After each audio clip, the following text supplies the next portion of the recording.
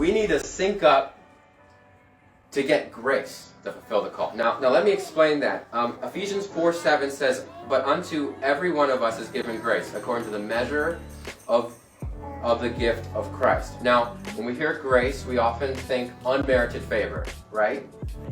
We're saved by grace. It's unmerited favor, okay. But there's another word for grace. It's considered supernatural empowerment.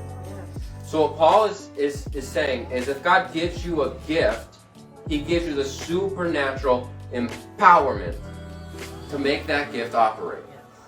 So, wow, as a parent, I can tell you, on Christmas, one of the biggest stressors is batteries. Because people buy things and we have gifts for the kids, and a lot of them say batteries not included.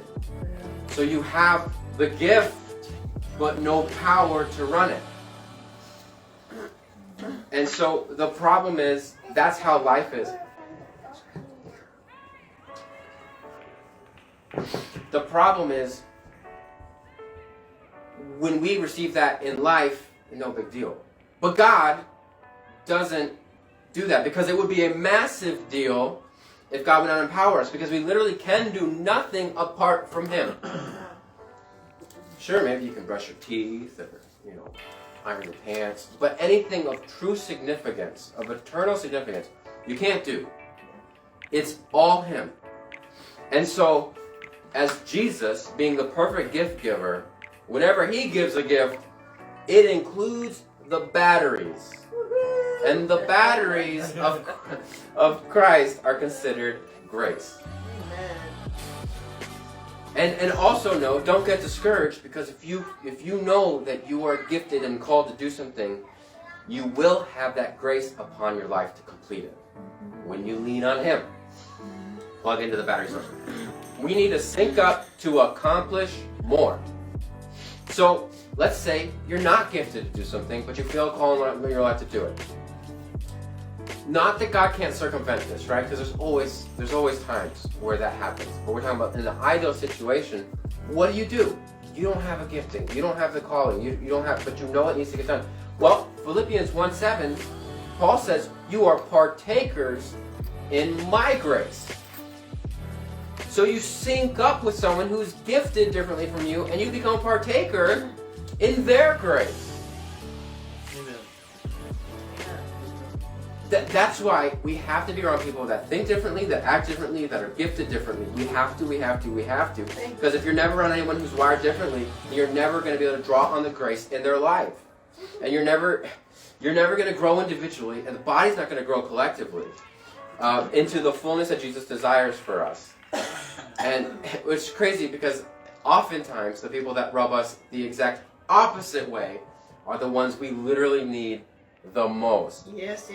As someone who leans more evangelistic, I know I'm picking on the pastors, I'm so sorry. You could point at me and say, it's easy to make babies, harder to raise babies, right? You only care about numbers, yada, yada. So it's like, there's all things that when you have these different giftings, you're always kind of at odds with each other, but you need each other. You need it. And so we can't close our ears to that, and we can't refuse to work with them. And it says that in John 21:3 continued, so they went out and got into a boat, but that night they caught nothing. They were together. Ephesians 4, we could just keep going on this. It's kind of like you get together, you're on the same page, you're mentally all there. We're not saying everybody joins bank accounts or something like that. What we're saying is you're together. Like a police or other groups will often have like a team huddle to let them know, debrief, hey, this is what we're doing, this is what's happening. You go out, and then at the end you have a debrief. Yeah. That's honestly, I would argue a lot of what the church service is meant to do, a lot of these services are meant to be like that. Yeah. So you are equipped. If the pastor knows it, it's of no benefit to anyone else. If you're at a church, like, we want to equip everyone to do these things. See, pastor did this. See how pastor, it's like, okay, but when is anyone else in the congregation doing any of those things? So we all have to be able to. Now, I'm not saying everybody is in the same spot, but we all have to be able to. That's why it's so great during fellowship time and Q&A time. We're able to speak. How many times have I been here, and the camera's off, so people may not have seen this, but I'll have studied for a month or more on a specific topic, think I've drained it, and then Pastor Lawrence or Orion or somebody will say something, and I'm like, I wish I had that for my sermon. That was so good. Like, that was great. So we need this because it's really together. That's how God wants to even receive us. Yes, there's a lot of things with individual decisions for Christ. We're judged individually. But did you know, Romans 12:1, it says, therefore, I urge you, brothers and sisters, in view of God's mercy, to offer your bodies as a living sacrifice, holy and pleasing to God. That's your true and proper worship. Woo! Bodies as a. I love it. And if you look through Scripture, there's a lot of examples of this.